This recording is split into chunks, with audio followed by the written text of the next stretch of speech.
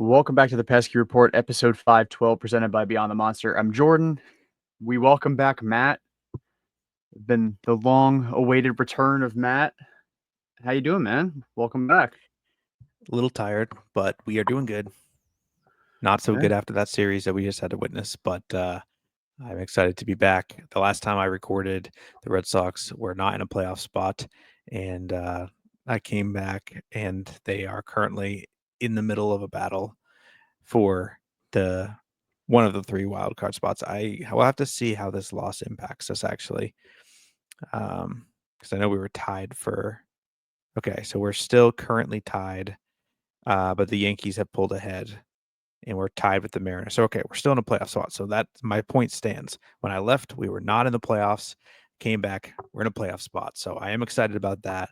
Excited for meaningful baseball here at the end of August, going into September. It's going to make recording these episodes a lot easier, I think. And yeah, everything's going good. Yeah, watching the intro made me angry because it reminded me of the 8th inning. Bases loaded, nobody out, with Duran, Story, and Yoshida up, and they all strike out. So watching 2 of them homer in the intro really made me angry again.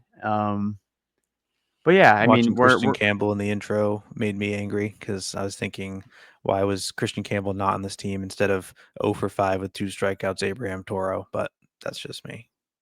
he will be back at some point. I actually got to edit the intro because I got to get Liam Hendricks the heck out of there because we're never going to see him again. Although Cora did apparently jump the gun on that, but I digress. We are going to keep this pretty quick. We're both fighting it fatigue wise. Matt for much more valid reasons than me. I just have work in the morning.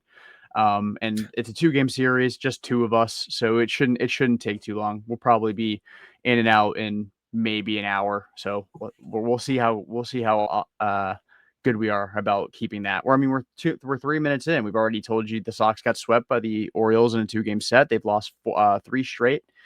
And 2 of them are absolutely hideous losses. But we'll get into game 1 and we'll talk about that because it wasn't all bad despite the 6-3 final. Dustin May looked good again, or at least fine. Finally.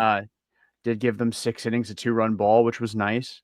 And had 5 Ks, so he looked pretty good. What were your thoughts on Dustin May? I think it's good to see 2 starts in a row that look a little bit more consistent. And I also like that he brought out the changeup for the first time since I want to say 2023. He threw it a couple of times, so obviously he's experimenting.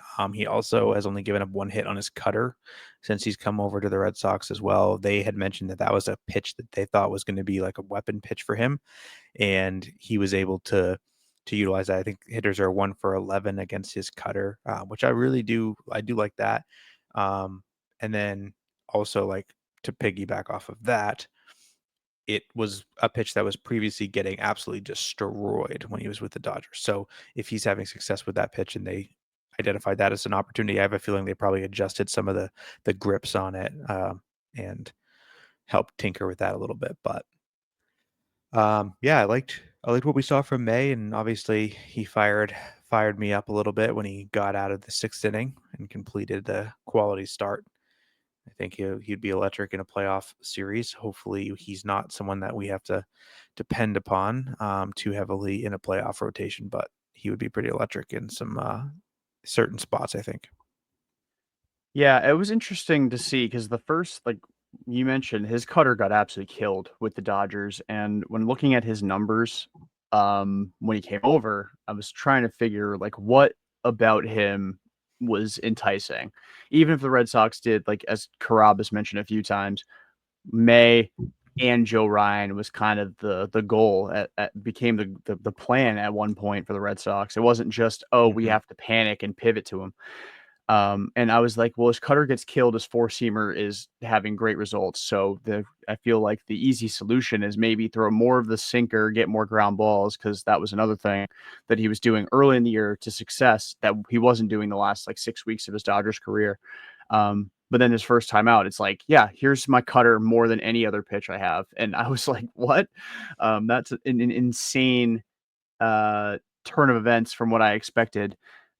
Um, and then, yeah, his last 2 times out, he's been awesome. The sweeper's been great. He's been getting whiffs on it. He's been stealing strikes. He still gets very deep into counts a lot, and I think that's kind of one of the last hurdles that they may need to get with him. But like, I think it's nice. Like, we wanted the Red Sox to definitely get somebody better than Walker Buehler at the very least, and they did that. Dustin May is definitely better than Walker Buehler, and case in point being the last 2 starts. Yeah. Um, and yeah, I agree with you. The fire that he plays with is awesome. It's really nice to see somebody that like you don't have to be that like eccentric on the mound and like showboaty. Maybe not showboaty, but like going crazy every time you get a big strikeout for it to show that you care. But like when you do it, we know you care. So it's nice to see it. Like it reminds me a lot of Pavetta, and I hope that he has a better Red Sox tenure as far as like consistency than Pavetta did. But the early returns on Dustin may have been really good. And his peripherals since the deadline better than Joe Ryan. So that's a hashtag thing that makes you go, like, so we'll see how that Yeah, as if Joe Ryan's really trying, let's be honest. did against the Yankees. He did try against the Yankees, but, he's gotta show the Red Sox his audition tape there. It was, "Hey, let me show you what I can do. I can dice him up."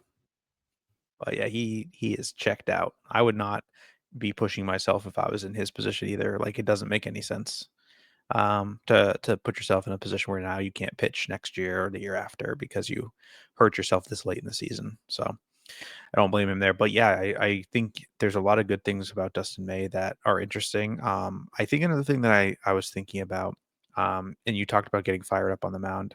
Unfortunately, I think that might have cost us part of the game today because in the fourth inning of today's game, uh, Walker Bueller was struggling a little bit, and Cora had Justin Wilson up and ready to go in the pen in the middle of the fourth inning, and he struck out. I can't remember who it was with a pitch. Basically, like I think you were the one that posted it, Jordan. I think you said like It's he 94 right down the middle. yeah, 94 mile an hour fastball right down the middle at the bottom of the zone, and he fired him up, and Cora immediately goes, "Yep, he's going back out there. He's going back out there." And it was like if that had not happened, and we just gave them a clean inning, I think we win this game. So him getting a little bit too fired up on the mound, we like it in Dustin May, but Walker Bueller, hopefully, I mean, this is not going to be the last time we see Walker Bueller in a Red Sox uniform. It's just Sadly.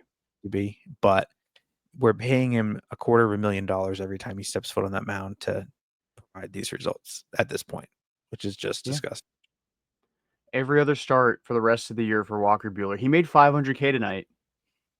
Yeah. 500K to go 4+ innings and allow 2 earned runs, walk 4, strike out 4. Um, it's just if you were going to have Justin Wilson ready for Gunnar Henderson, why was Walker Bueller allowed to start the 4th inning? Like, it was the 3rd trip through the order. You somehow survived 4 innings with the lead. You were clearly not doing anything on offense. Like that's been kind of that's been the trend the last few days. And I don't get it. This game was so weirdly managed by Cora. I don't want to throw around the word mismanaged. I think to a degree it Mm. was, but really the only head scratcher for me, or I guess there was two. And Red Sox lost game 1 6-3, by the way.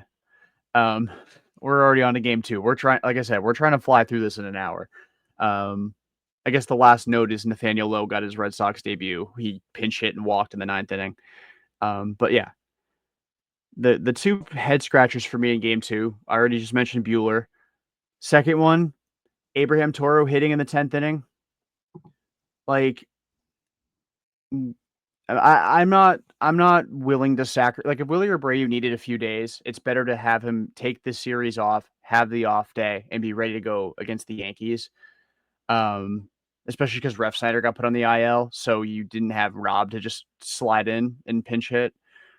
Um, so I didn't have Well, a problem with Willier not hitting in the 10th, but like Nate Eaton, if he hits a ball on the ground, maybe not. If he hits a bullet, obviously he's out at first. But you I mean, like, not necessarily. Well, I mean, yeah, I guess you're right. If it's an absolute bullet, but he hit one the other day, he just beat it out. It was like a routine yeah, ground ball to wherever it was, left side of the infield, and he beat it out. Guy's lightning fast. I think there's that. There's, you could have done Narvaez, you could have done anything, Toro that would could have have probably been, bunted. yeah, yep. It Bunting just would didn't have make been an sense. option. Toro Suicide can't hit. squeeze. No, He hasn't hit since mid June. Why no, is he he's not good. swinging away with the chance to win the game? I mean, Story did the same thing in the ninth with I don't remember who was pitching for the Orioles at Freaking, the time. Geraldo, I yeah. think. Last name Geraldo. I don't Mm, remember his first name. But he'd walked three in a row. He'd thrown 10 strikes in 30 pitches, and then first pitch yeah. change up like a foot below the zone. Trevor's like grand slam time and swings and misses, and then chased a slider off the outside corner and rolled over to third. Just a really like the Red Sox. It happens over 162. You go through stretches like this where it seems like it's impossible to drive in a run with runners in scoring position. But against a team like the Orioles, who are in last place, you just you got to be able to manufacture a run at some point, and then holding Nate Eaton, like you pinch run Nate Eaton for Toro, and then you don't treat him like a pinch runner because you bunt him to third, so that already negated the whole speed aspect of him there, and then medium depth fly ball. I know you tweeted, Matt. I saw the maybe the third baseman was screening him. I think that was a hard like hold. I don't think he was sending him at all. I think they were just like, we're not making the last out at home. Cora said before the series that they'd already decided that they weren't going to test Kowser's arm, which fair enough. He does have a cannon, but I feel like the chances of Eaton scoring on a medium depth fly ball much higher than isolating one Alex Bregman at bat. You think there was a Yeah. higher chance? I mean, it's a hypothetical because we don't watch like this doesn't happen every single game, so we don't really have a lot of data to pluck from. But I trust Nate Eaton to score there more. And Alex Bregman's great. This isn't me saying like Bregman sucks, and I don't trust Alex Bregman in a clutch spot. The odds of Nate Eaton scoring there to me higher than 30%, which is around where Alex Bregman's average is.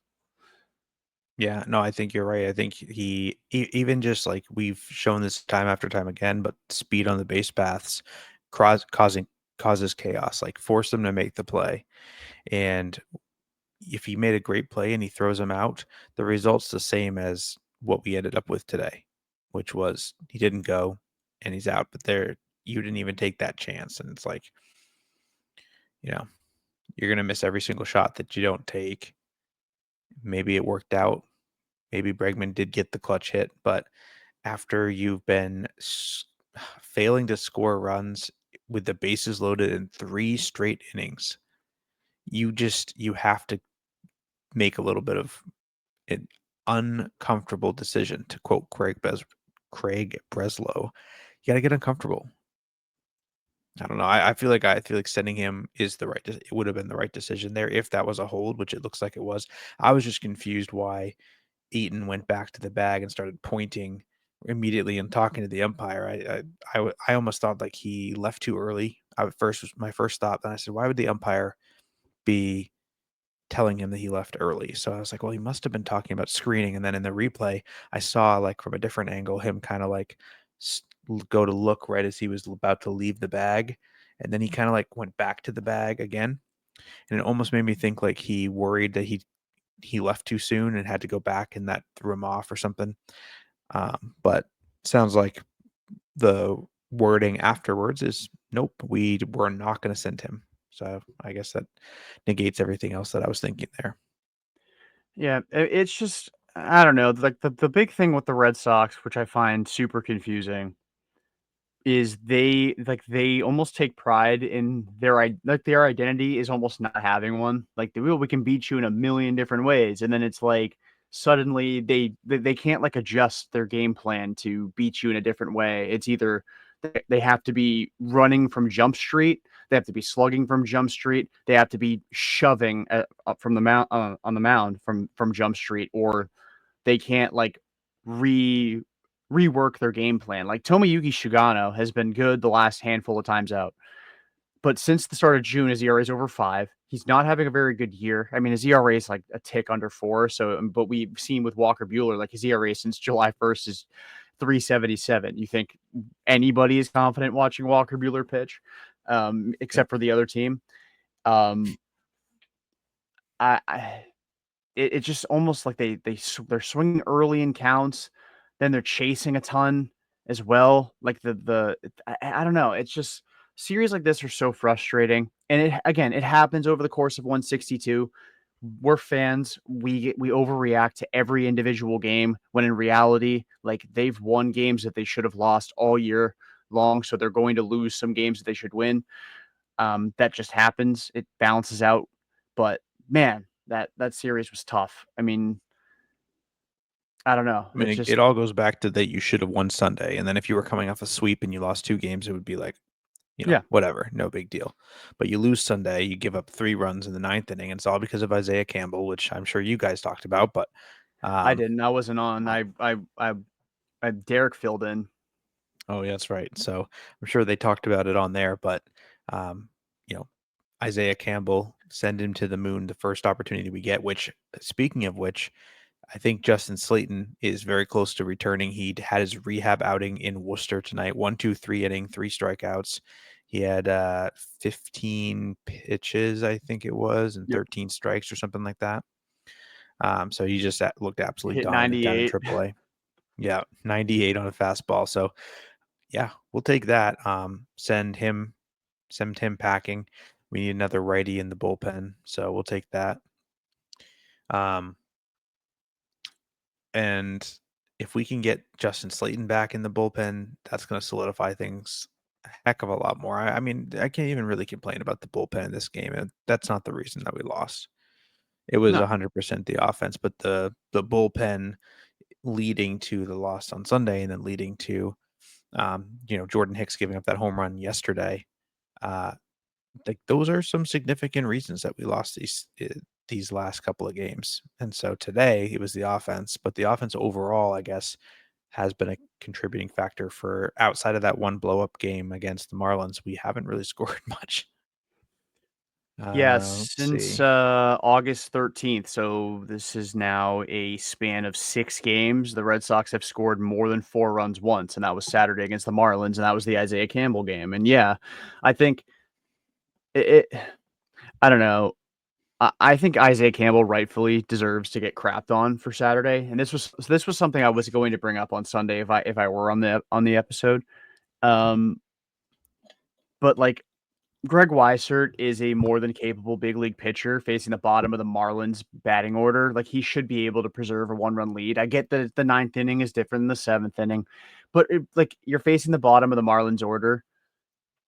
Like I feel like some people are just super quick to jump on a guy that had like didn't play. I know it would have been Chapman. It would have been Chapman if he hadn't pitched the day before. But also Chapman threw 5 pitches the day before.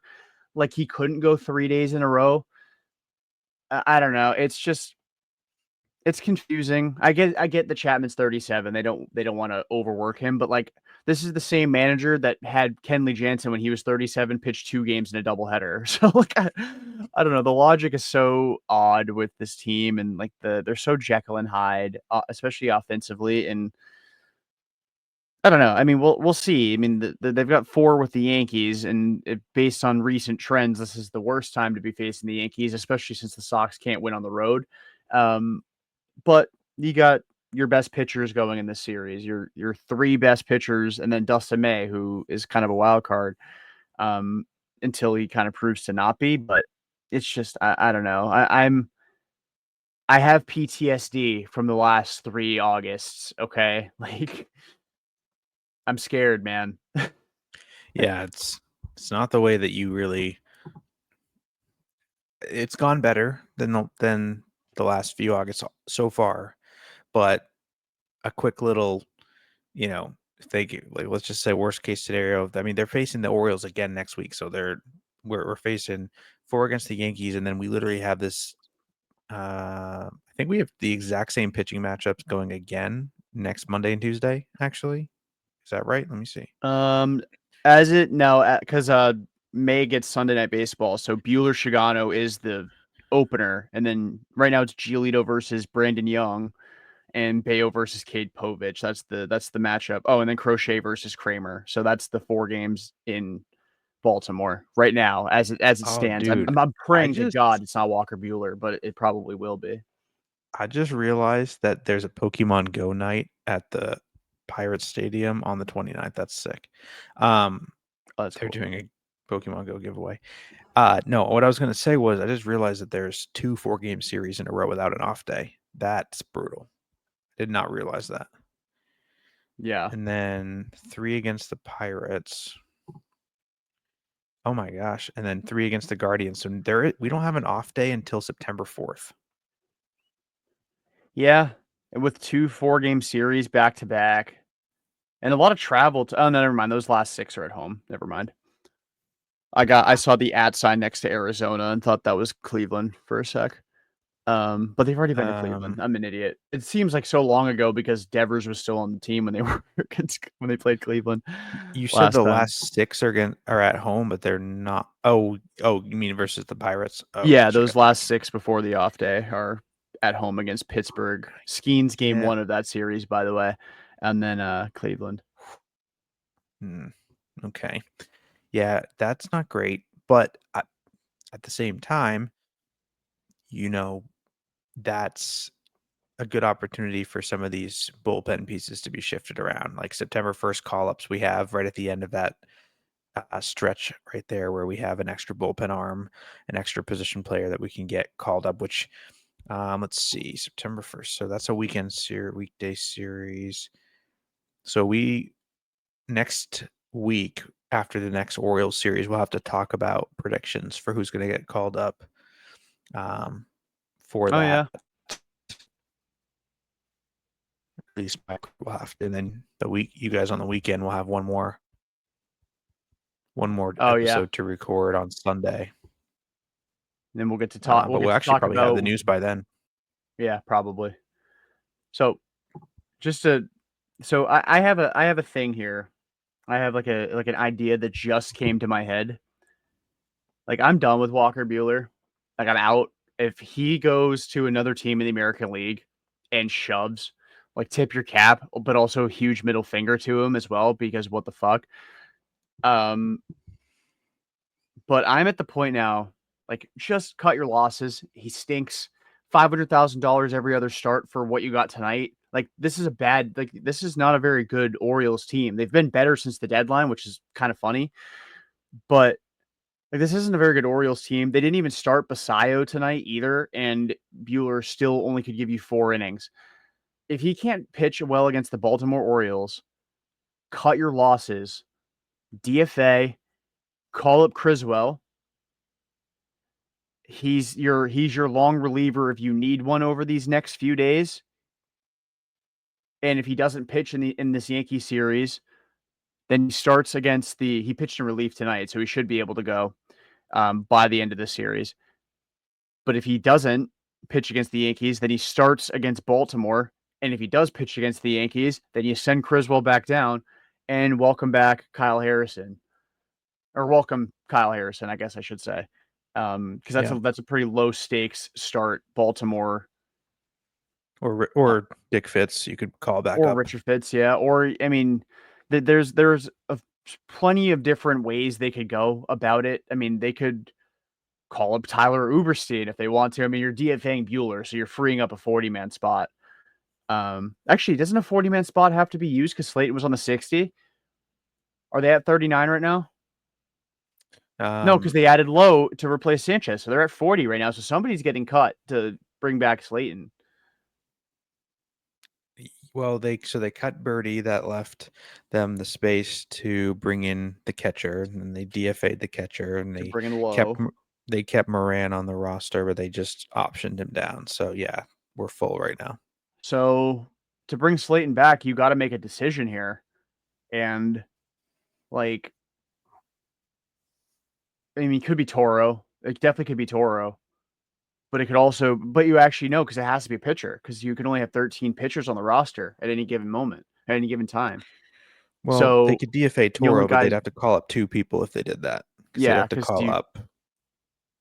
yeah, Well, they send Isaiah Campbell. They could, I mean, DFA yeah, Campbell would make the most sense, honestly. they could option Campbell. I think they'd probably option. No, no, yeah, you could DFA Campbell. You could DFA Toro. I mean, No I've been one's claiming barking. Campbell. Yeah, nobody's gonna take Isaiah Campbell off their hands. Which fair enough, right? Like, he's not good, but Yeah, like I've been barking up this tree for weeks now. Like, what does Abraham Toro do that Nick Sogard can't do?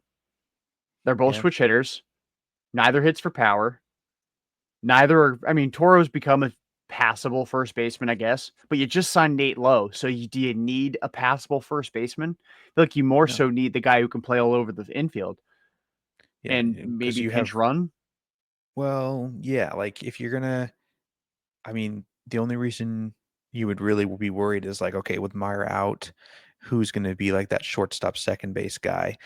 If because if they have Romy, who they want to have playing first base against lefties, then you say, well, okay, against the lefties, then you don't have that like righty option like you would for second base before. Or no, that didn't even matter anyways. I don't know what I'm saying. Look, Sogard's a Because switch hitter and can play second base. Like I don't know. I mean, maybe right. they've just decided Sogard sucks. Which I mean, if they've deemed that, I can't really argue against it. I'm not saying I don't necessarily agree. I think Sogard's a fine player. I think he's better than Abraham Toro, and that's kind of where I sit. And what's he against lefties? Let's see. Against the lefties this year, this is just 22 plate appearances, but 364 average, 500 slug, 135 WRC plus. Last year it was 250 average with a 75 WRC plus. So in 41 big league plate appearances, he's got a 107 WRC plus and a 763 OPS against lefties. So yeah, like you don't need Abraham Toro here anymore. You have Nate Lowe, who we haven't even talked about him really much, Mhm. other than he walked in game one. I mean, he had the big swing in game two. The only reason we have more Yeah. reasons to be upset is because Nate Lowe gave us hope, and that was welcome to Boston. And yeah, he hit the big game tying home run, and he also walked in extra innings to, Yeah, give an opportunity there. yeah, that was a big swing. It's funny. Somebody tweeted the other day that Nate Lowe is giving Kyle Schwarber, 2021 Kyle Schwarber vibes. And Hmm. I responded when I saw it and I said, you're just setting yourself up for disappointment. But okay, now let's look at this now. First or first off, both first basemen, well, Schwarber became one in Boston, so I'm gonna count it on a technicality. Both coming from the Nats. No. First, Wasn't he on yeah, the Cubs? Schwarber came from the Nats. They traded for him from the Nats in 21 because he got non-tendered by the Cubs after 2020. Oh, okay. Yeah, that didn't And make any sense. yeah, first Red Sox home run, game tying 2-run home run in the ninth inning of a game they lost in extra innings. Hmm. That's very similar. They're the same and both And they lefties. wore the same number. No, I'm just kidding. They did not. That would be pretty sick if they did. Does That somebody would be wear pretty 18 sick. for the Sox right now? 18, yeah, it was the catcher we just DFA'd. Oh, right.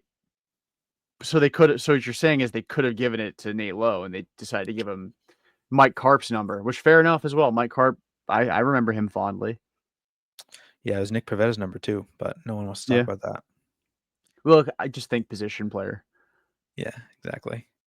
I've I seen ran a that. fun I ran a fun trivia on that one, and I was hiding everyone's replies. I got it right, and so many people were doing the right thing and not cheating, which was nice. It was a fun exercise. Do you Yeah, have a favorite Ali Sanchez Red Sox moment? my favorite moment was that I didn't even know that he had an at bat with us because I missed it. So that was amazing. I love that Yeah. part. He lined out to third against a position player. Nice. I also didn't even know that. I don't even know what he looks like.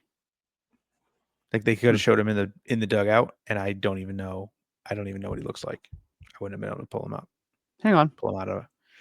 Yeah, let's see I this. will show you. I'll show you what he looks like. He was with the Red Sox for so little time that his headshot is still him with the Blue Jays, and it still says that he's a Boston Red Sox catcher. Hold on, I forgot that the click share screen here. I am curious if his tenure is shorter than Zach Short's tenure was. There's Ali Sanchez. Okay, he looks kind of like someone that I'm trying to figure out who he looks like to describe it for those that are listening at home. He kind of looks like if you were trying to do a creative player of Jose Bautista from memory.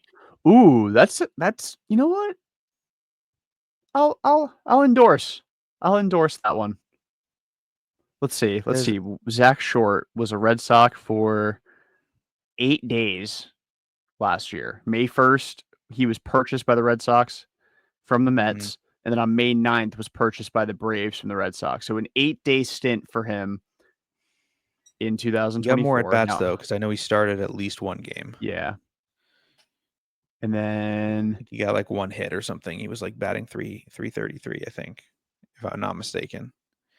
At least in he that was one selected game. off waivers August 8th and DFA'd yesterday, right? So he got 10 days Yes. and Short got 8 days. So he does beat out Zach Short for Red Wow. Sox tenure in terms of length. All right. Short did beat him in games played. Zach Short, I think, played 2 games for the Red Sox. I'm going to double check that. Give me one sec. Once my browser wants to work. He did play 2 games for the Red Sox. He had 7 plate appearances and was 0 for 7 with 4 strikeouts. Negative 0.2 WAR. Yeah. He batted 0. He has 2 home runs this year for the Astros. Good for him. Good for him, man. Yeah. So yeah, Shortest tenured shortstop we ever had. No, just funny to say with his name. I don't know. Chase Darno Hang on, was I'll be right back. Okay. Okay. Chase Darno was with the Red Sox very, very briefly in 2017. But yeah, I mean, Nate Lowe, I mean, we haven't really talked because he hadn't signed yet when the weekend show had recorded. Even though we obviously post Monday morning, the signing came late Sunday. Wasn't even official until yesterday afternoon. But I feel like that was the kind of an obvious pairing once Lowe got DFA'd. It was kind of a matter of, is the team going to be ballsy enough to claim him?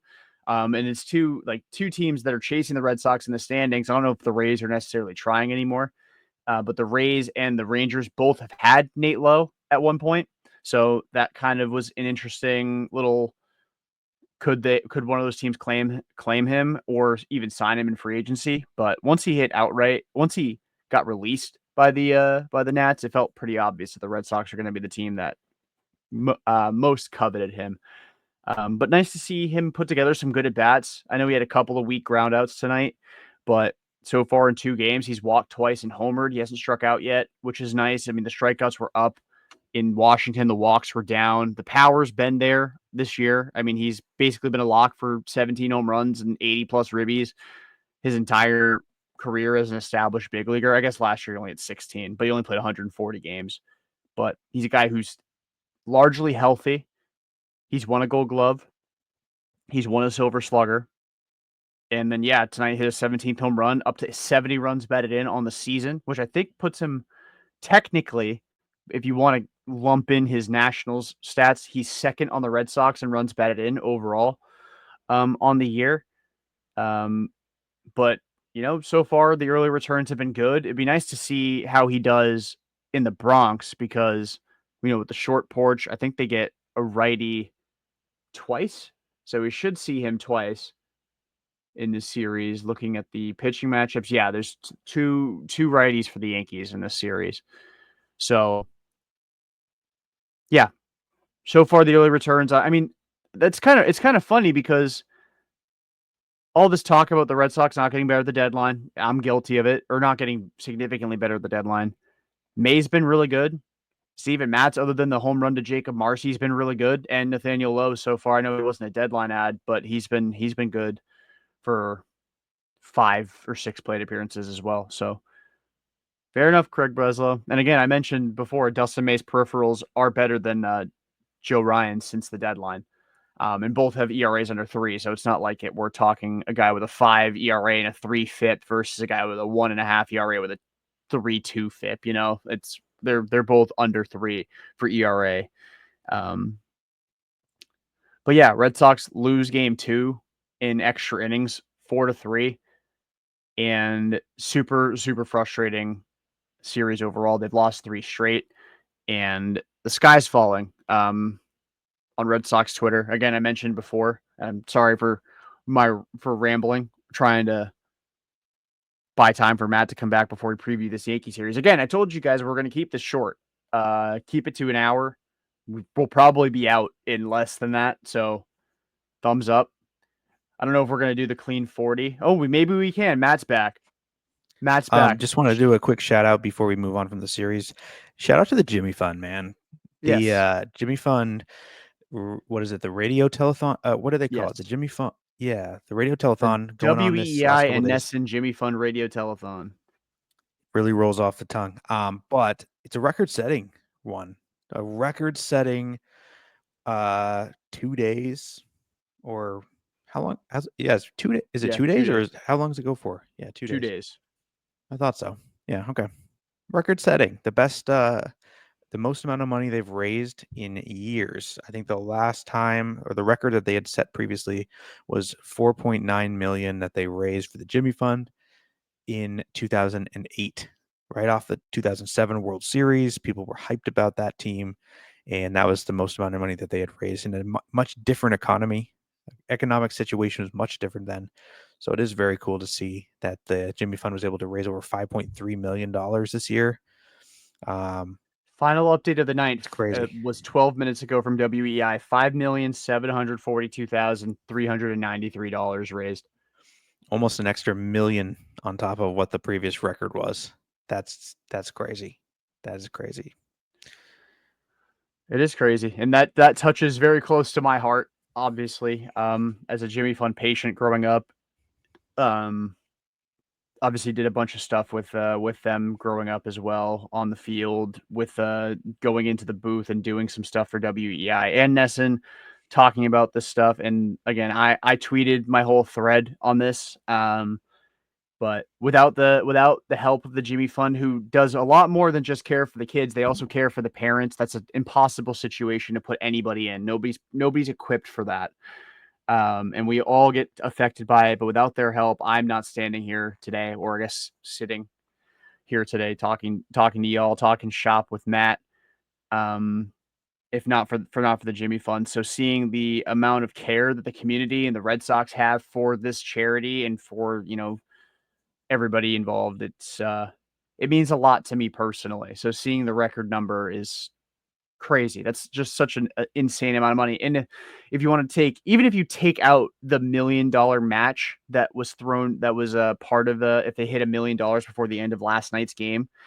So I don't remember who, and I should have kept the name. Was going to match $1 million, was going to donate an additional $1 million. You take that $1 million out, it still sets the record. So I'm not trying to downplay the $1 million match that was made yesterday, but that just goes to show just how much the community has rallied around this cause this season specifically. Would be a record without it. So that's freaking nuts. Yeah, it's crazy. It's really cool to see, and obviously it's the first year with Tom Karen and Brock Holt co-hosting. We had Tom Karen on the podcast this year as well, talking about his involvement in that, which is really cool. If you haven't listened to that episode, We gotta get Brock this shout out. offseason. That's a goal. Good goal. Maybe I'll reach out to TC and see if he can throw us a bone. I mean, we got the Jimmy Fund connection. We can make it happen. And then we also had Luis Vasquez on the podcast this year as well. He said that one of his favorite all-time Red Sox moments just in general was you and your story and you running around the bases and and that wouldn't have been possible at all without the Jimmy Fund. So obviously, it's a really cool connection, and now you're running this whole show. So it's pretty cool, man. It's pretty cool. I think Jordan froze up a little bit, so I'm going to stall for time here while he does that. But we were up next going to preview the series. So let me just pull up who are the probable pitchers here that we are going to see versus New York. All right, so it looks like game one, we got, it's on Thursday. Welcome back, Jordan. We've Thanks. got Lucas Giolito versus Luis Heel. We've got Friday, Brian Bayo versus Max Fried. Saturday, Garrett Crochet versus Will Warren. Sunday, Dustin May versus Carlos Rodon. 2 lefties, 2 righties. And let's see. Today, they are absolutely dominating the Tampa Bay Rays. The current score is, let's see, where did it go? It was so bad that the Rays pulled their starters. Yeah. Let me see if I have it here.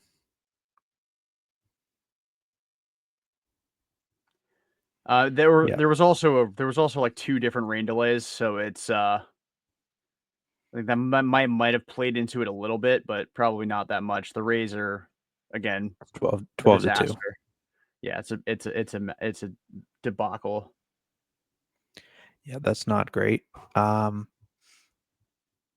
fact, Tigers and Astros played today. Tigers won 1-0 in 10 innings.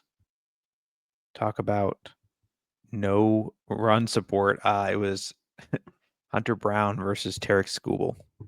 Yeah, I mean, but at least that's a matchup where you can expect there to not be runs, right? Like, it's not Walker Buehler versus Tomoyuki Shigano. Like, that's the pitcher's duel that makes you go, huh? Skubal Hey, man, he versus was a Brown. It's like, I'm surprised the team got a hit. yeah, listen, no rebuttal there. You're absolutely correct. The Yankees are a little bit, they're riding a little bit of a hot streak. It's definitely, like you said, it's a bad time to face them. But the good news is we're coming off an off day. They're not. We're coming off of a couple of frustrating losses. So in theory, we'll be fired up to go into New York and face the rivals that are currently ahead of us in the standings. Wow, that was aggressive. Currently ahead of us in the standings. They're going to be a game and a half ahead of us in the wild card after today, I think, if not a full game. No, it'll be a But game and a half because they were a half. Oh no, it'll be a full game because they full were game. tied. So, And so when we lost, so they went up a half game, and then they'll be up another half game when they win. yeah. Yeah, so we have the opportunity with 1 game to tie them again, 2 games to flip it. So really, what we need is to finish 3-1. And I think that based on how we play them this season, that's absolutely possible. And we're facing we're going up with our 3 best pitchers.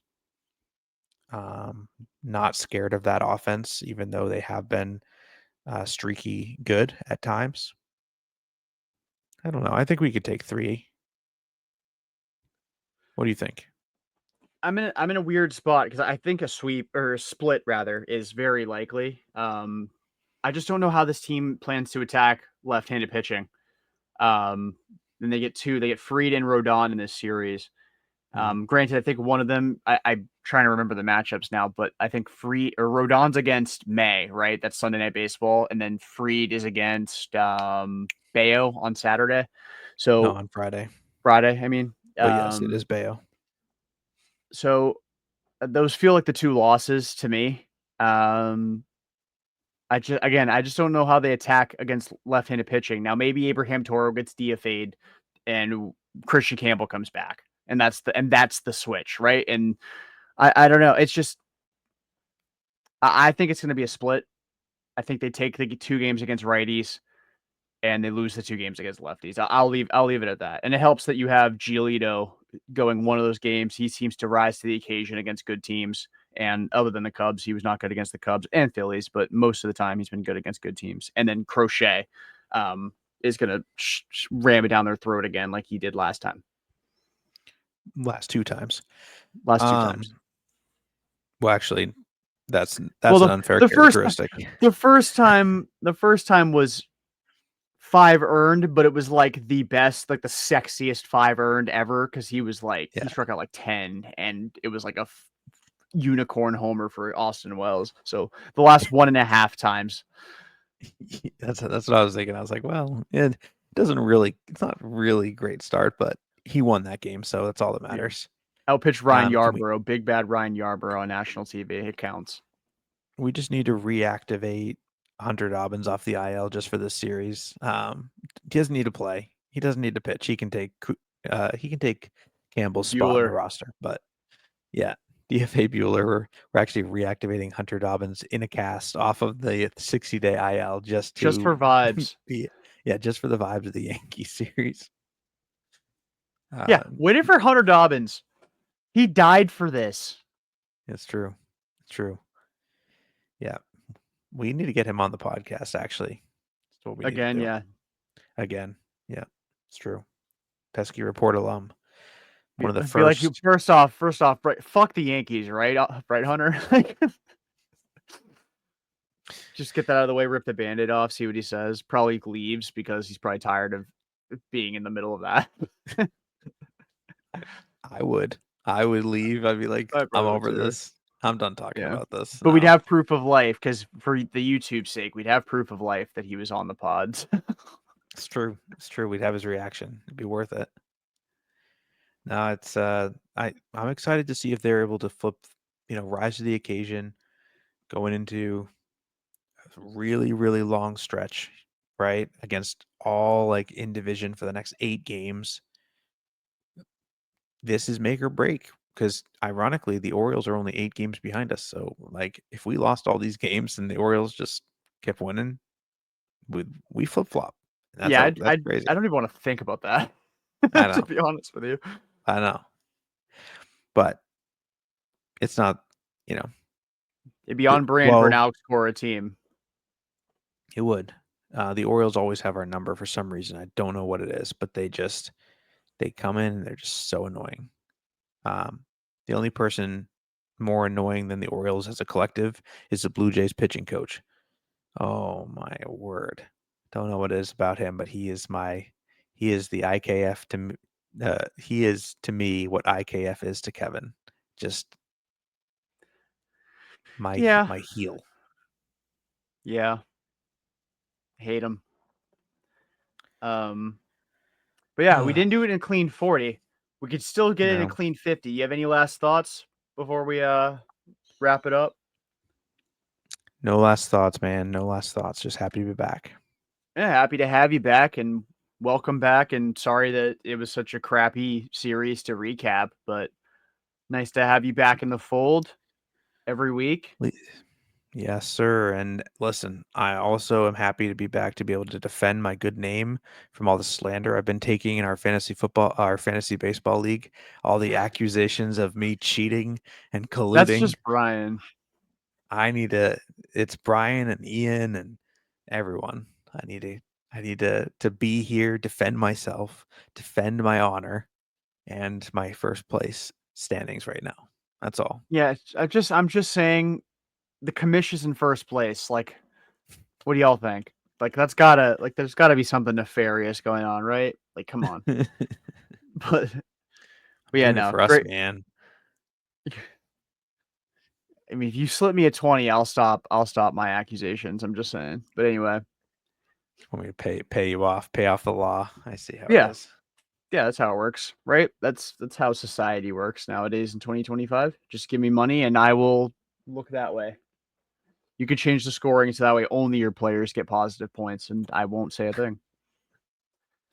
Yeah, it's a new rule. It's the Matt rule. Every player that's on my team actually scores. Everyone else doesn't. Yeah, nobody else gets points. No. I think that's why I actually have the negative points next to my name right now because of that rule. Yeah, it's just a Fugazi though.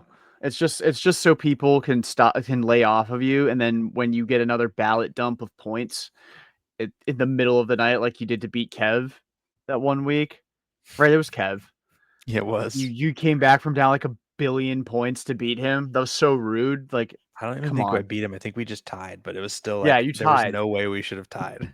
Like stupid, absolutely stupid. Um, so Yeah, rigged. Justice for Kev. Anyway, agreed. thanks to those of you who listened to Section 10 and still decided that you wanted to listen to another podcast recap for the for this series with the Red Sox and Orioles. I do have one other final thought, and I'm so sorry. We No, are you're on good. Instagram, and you should come follow us on Instagram. Been posting up on there, trying to keep content updated, minor league highlights. Been partnering with Hunter to post minor league highlights, posting when the new episodes drop, posting little memes and stuff whenever we have the opportunity as well. So if you haven't taken the opportunity to go follow us on there, we got about, I think, 137 people have followed us so far. It's mostly players, ironically. It's like almost like the entirety of the Red Sox minor league organization is our followers on there. But um, it's a fun time. Love to connect with everybody on there and get engaged with following the minor league highlights, because I think that's something that Hunter's been doing a great job with that on Twitter. But let's flood Instagram with it as well. And since he's doing all the hard work of actually cutting the clips, let's make sure that we kind of get some benefit for that, I guess, for all of his hard work. Make sure that his podcast and his He brand gets gets double the built love. up as well. Exactly, exactly. And the minor league show put out an awesome episode this week with one of the players who was the player to be named later in the Quinn Priester trade, John John Hollabets. Hollabits. Ain't no Hollabits, girl. He's been really So good too. So I know yeah, that Priester's been good for the Brewers, but John Hollabets has been really good. Obviously, Rodriguez is 19 and high for the rest of his career. I will. It's like Jason Tatum. He's only 19, and he will always be 19 forever. But yeah, shout out to John Hollabets for coming on the pod, and Marcus Phillips as well last week as well. yeah. Minor league crew banging out these interviews like it's nobody's business. They do a tremendous job over there. Hunter, Jake, and Derek. Derek just got over COVID. I'm sorry if I just violated HIPAA because I don't know if he mentioned it on the show with the show that dropped yesterday. Um, I I was a bad podcast owner and was unfortunately too busy to pay attention to the podcast, so I have to re-listen to it tomorrow. But yeah, glad he's back and feeling good. And we went from clean 40 to now getting close to the hour. I mean, I promised an hour. We may as well use as much of it as we possibly can. Yeah, Um, your Wi-Fi is cutting in and but out but yeah, terribly. we got to 53 minutes, so we're chilling. Last chance.